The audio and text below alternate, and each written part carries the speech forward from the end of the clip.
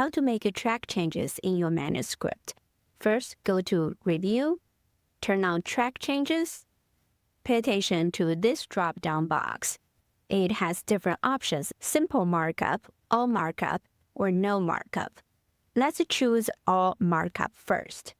When my students work on revising their manuscript, I always ask them to use track change function.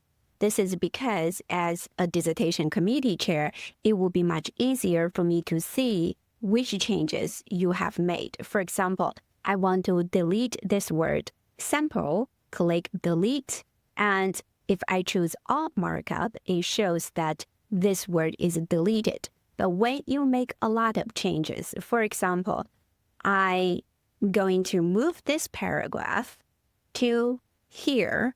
Over time, when you make a lot of changes, the manuscript can get very messy. To make the manuscript neat, you can change all markup to simple markup. The text is all clean. The vertical lines here shows where you made the changes.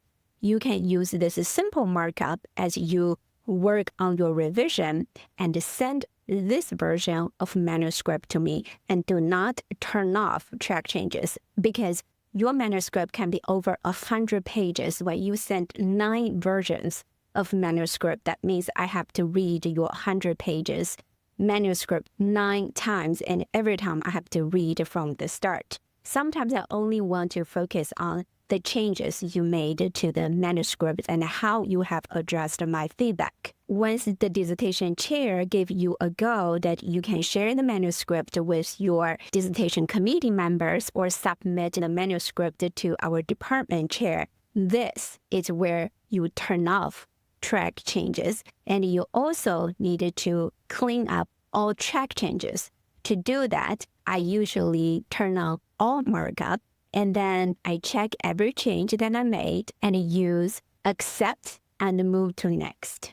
This is how you clean up your manuscript for the finalized version. Always make sure you don't have vertical lines on the left of your manuscript.